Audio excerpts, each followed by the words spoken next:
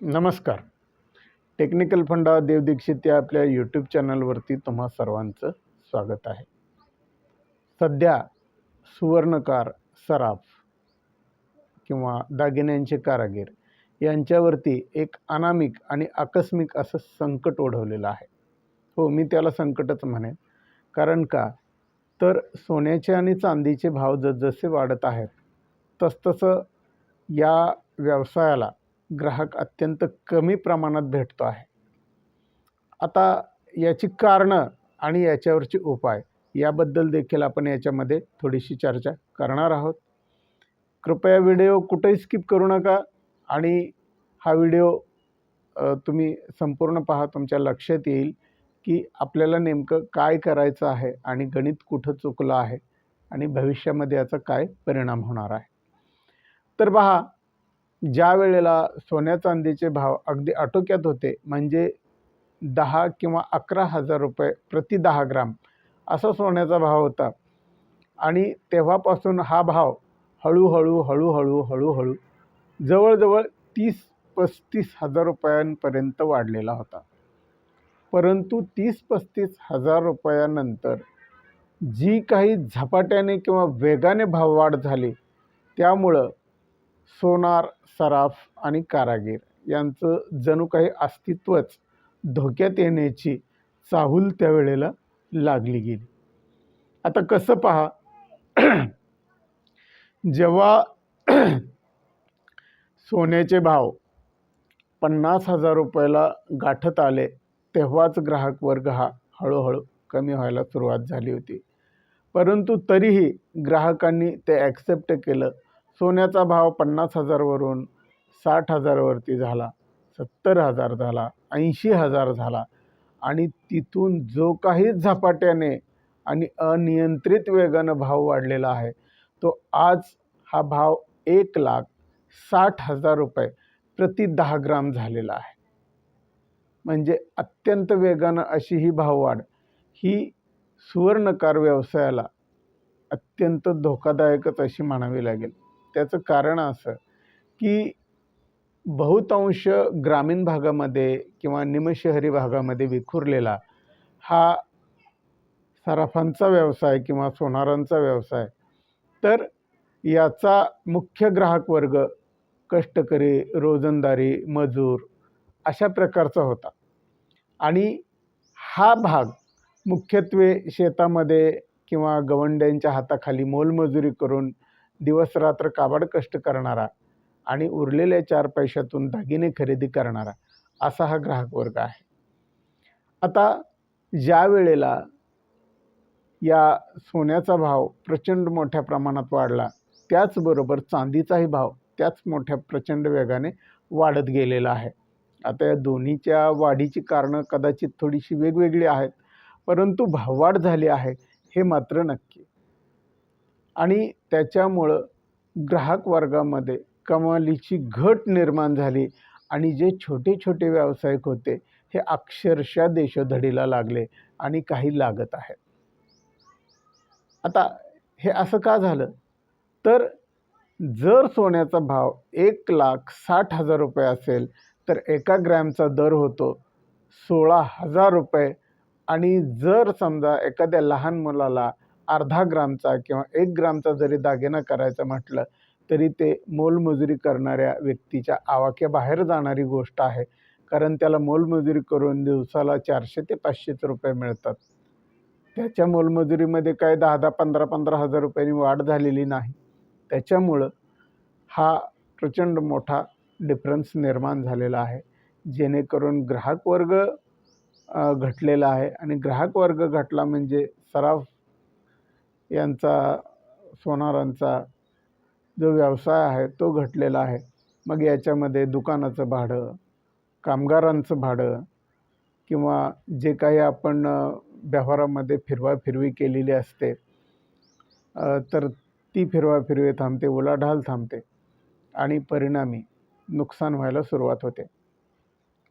आता ग्राहक वर्गच नसेल तर व्यवसाय कसा करणार आणि पुढं काय होणार, हा एक महत्त्वाचा प्रश्न आता सध्याच्या घडीच्या सराफांना, सोनार वर्गाला लागून राहिलेला आहे. प्रत्येक सणावाराला जी प्रचंड मोठी खरेदी विक्रीची उलाढाल व्हायची, ती उलाढाल सध्या ठप्प झालेली आहे. आणि जे काही व्यवसाय चालू आहे तो अत्यंत अल्प प्रमाणात किंवा थोड्याशा प्रमाणात चालू आहे.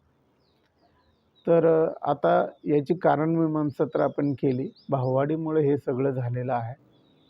तर डॉलरचे दर वाढल्यामुळं किंवा जागतिक बाजारपेठेतील घडामोडींमुळं ह्या भाववाढीवरती परिणाम जरी झालेला असला तरी याच्यामध्ये जे छोटे सराफा किंवा सोनार दुकानदार आहेत हे मोठ्या प्रमाणात भरडले गेलेले आहेत. हे एक आजचं विदारक सत्य आहे. आता जे टिकून आहेत ते मध्यम सराफ किंवा सोनार टिकून आहेत. त्याप्रमाणे मोठे सोनार सराफ टिकून आहेत किंवा तनिष्क, टाटा गोल्ड अशा कंपन्या टिकून आहेत. तर आता करायचं काय? हा एक महत्त्वाचा प्रश्न आहे.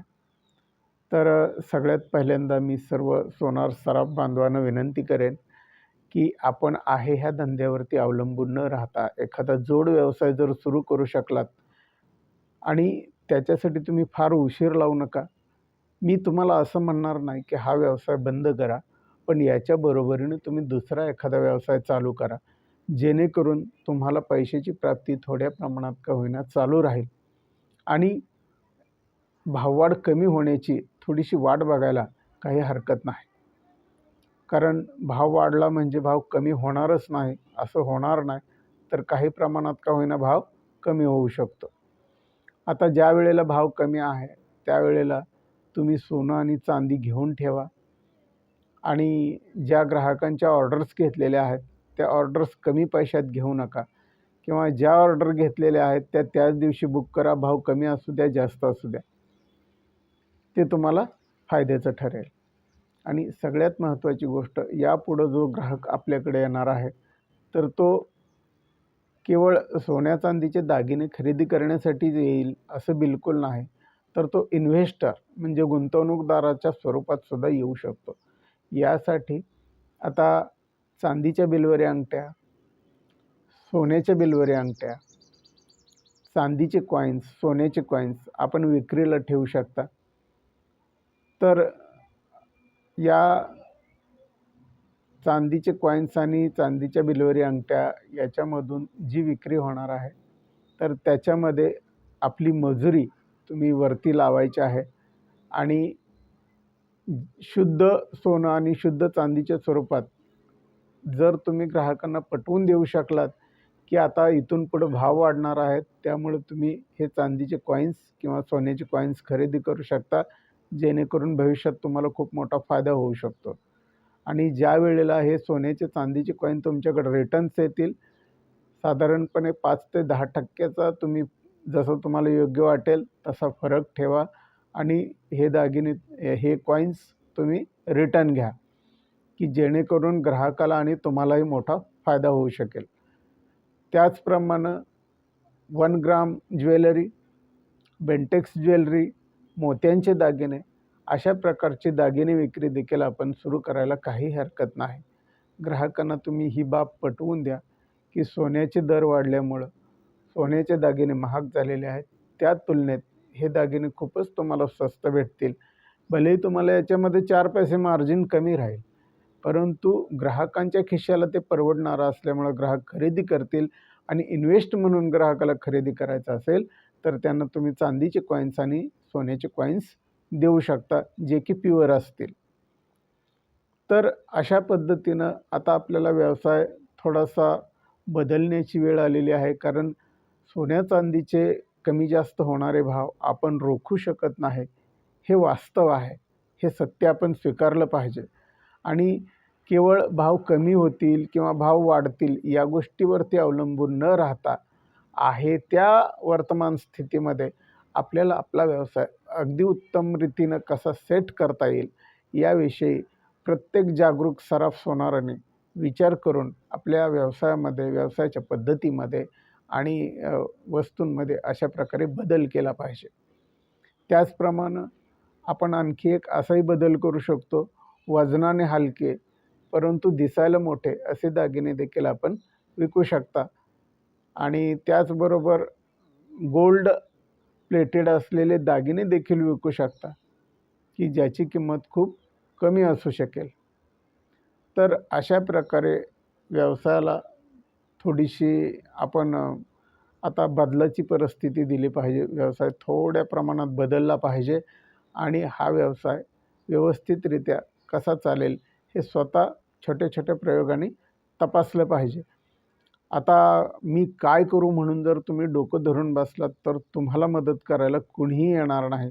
ही गोष्ट चांगली लक्षात ठेवा. तुम्हीच तुमचे शिल्पकार आहात.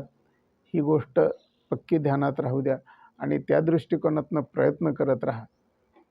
आमचा आजचा व्हिडिओ कसा वाटला आम्हाला नक्की कमेंट करून सांगा. कारण तुमच्या कमेंट्स आल्या तरच आम्हाला कळेल की आम्ही व्हिडिओ व्यवस्थित बनवलेला आहे की काही चुकलेलं आहे, जेणेकरून सुधारणा करून आणखी दर्जेदार व्हिडिओ आपल्या सेवेसाठी आम्हाला बनवता येतील.